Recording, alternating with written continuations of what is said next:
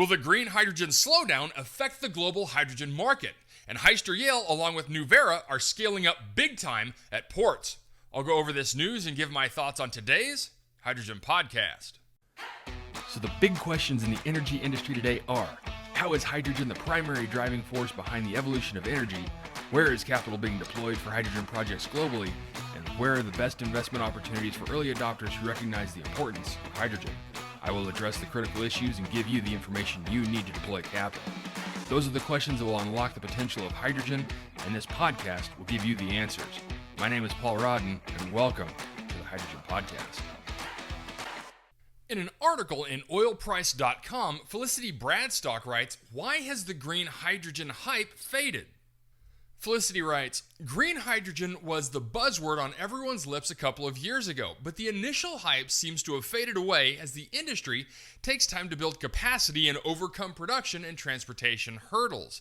Several countries have set out ambitious green hydrogen production aims for the coming decades as they strive to decarbonize hard-to-abate industries. However, as governments and the private sector increase investments in green hydrogen, the sector is taking time to develop.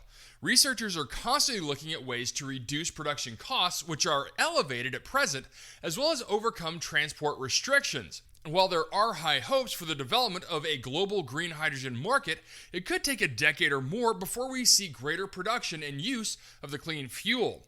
Green hydrogen can be produced cleanly using wind or solar-powered electricity to power electrolysis, which splits water into hydrogen and oxygen. And unlike conventional hydrogen, it does not require the use of hydrocarbons to power the production process. As investment in green hydrogen continues to rise, with governments worldwide pushing for a green transition and the decarbonization of hard-to-abate industries, the green hydrogen market is expected to reach a value of $1.4 trillion by 2050. A 2023 outlook by Deloitte estimated that green hydrogen could become competitive in under a decade, supporting up to 2 million jobs globally every year between 2030 and 2050. The main market driver will be the decarbonization of industries such as steelmaking, chemicals, aviation, and shipping. Deloitte expects Asia to own around 55% of the green hydrogen market by 2030, dominated by China, India, and Indonesia. Green hydrogen appears an increasingly attractive option for industries that generate high greenhouse gas emissions and cannot rely on clean electricity to reduce emissions.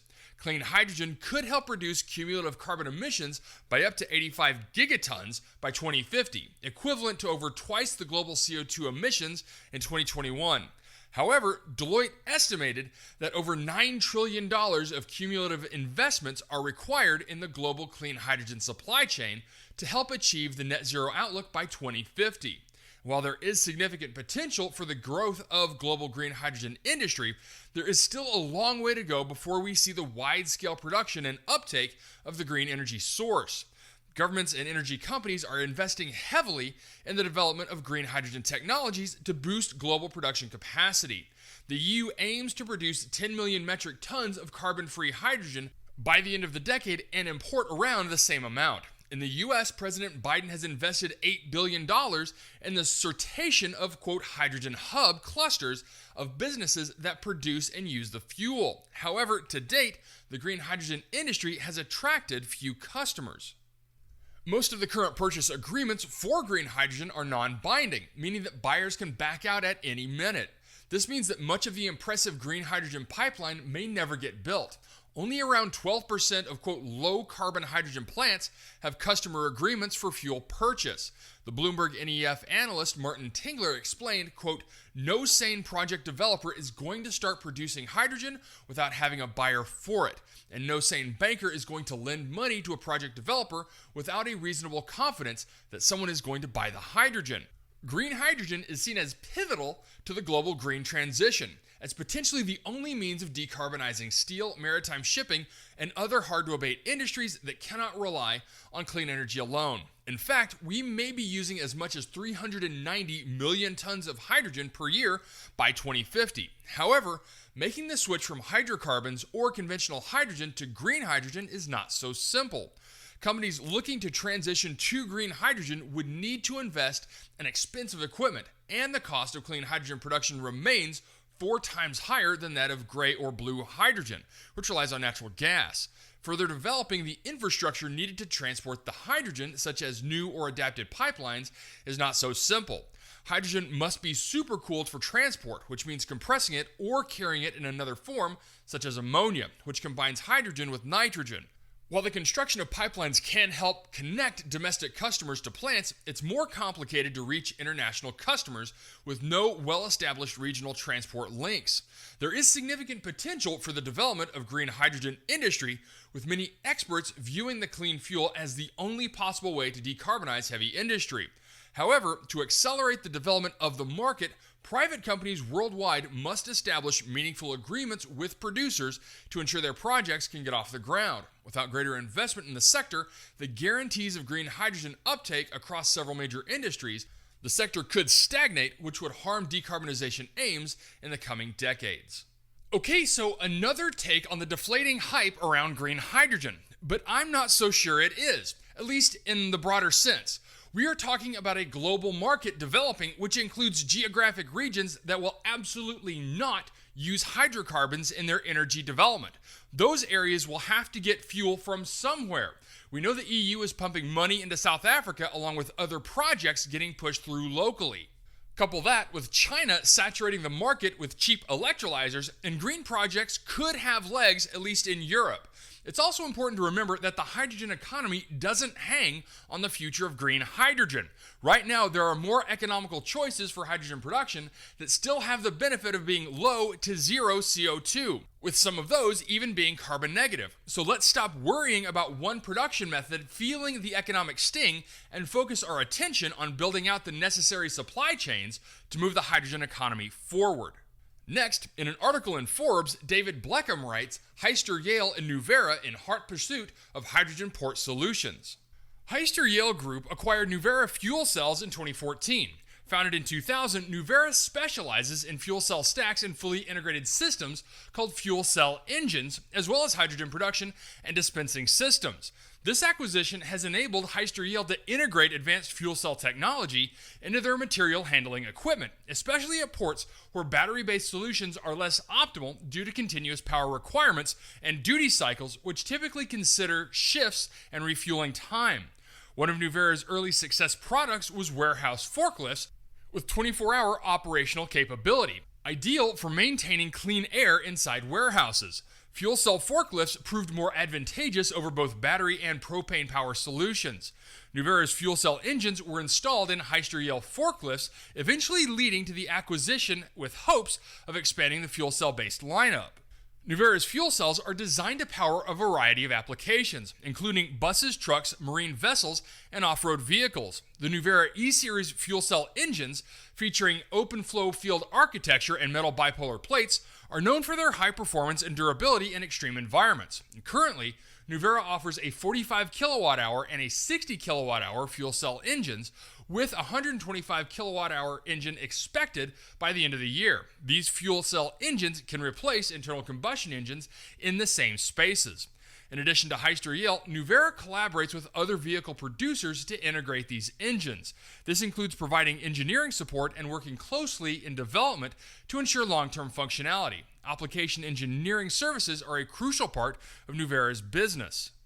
As Gus Block, Director of Corporate Development, has recently noted, ports are incredibly important in this context. Shipping ports are ground zero for the emerging hydrogen economy. Most equipment on the port side is primarily diesel-driven, including rubber tire gantries and container handling equipment, not to mention the vehicles going in and out of the port. Vessels also need to be decarbonized within the same time frame for zero emissions. Hydrogen will play a crucial role in this transition, and ports will be central to the hydrogen infrastructure serving various needs. The zero-emission technologies for freight operations at ports project deployed the Hyster brand fuel cell electric top loader. This was developed under the California Air Resources Board Advanced Technology Demonstration Program, which was awarded in 2017. The project partners included the Port of Los Angeles, the Center for Transportation and the Environment, and several others. The Hyster top loader carries about 30 kilograms of hydrogen on board. It's powered by two 45 kilowatt-hour fuel cell engines and a 130 kilowatt-hour battery driving a 220 kilowatt peak electric traction motor.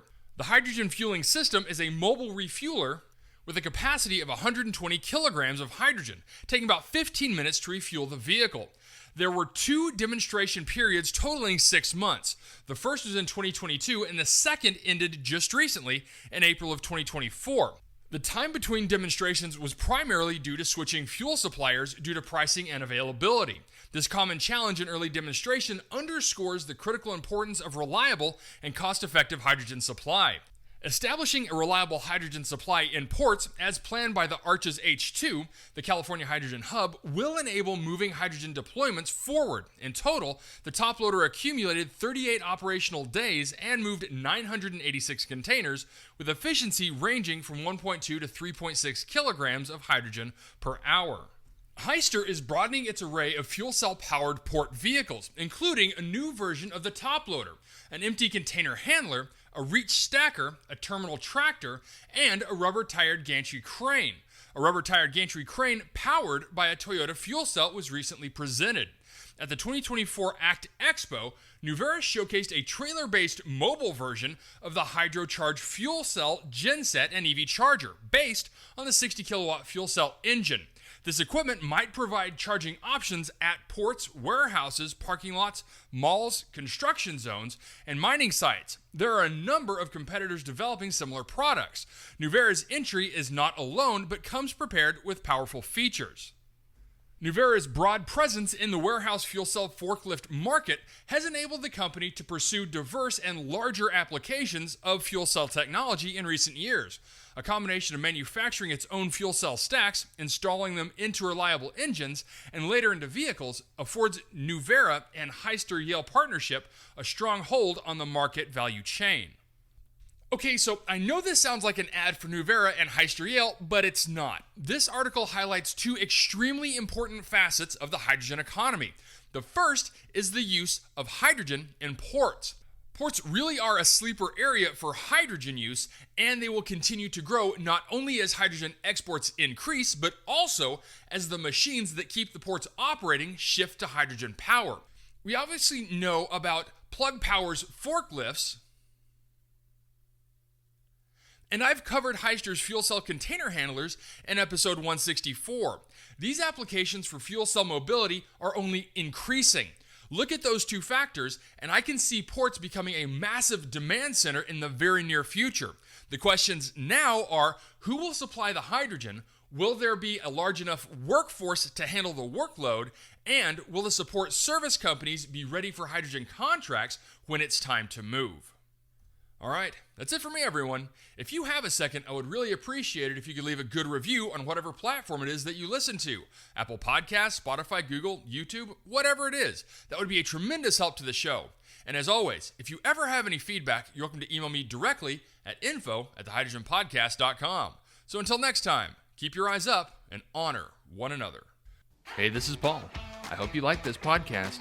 If you did and want to hear more, I'd appreciate it if you would either subscribe to this channel on YouTube or connect with your favorite platform through my website at www.thehydrogenpodcast.com. Thanks for listening. I very much appreciate it. Have a great day.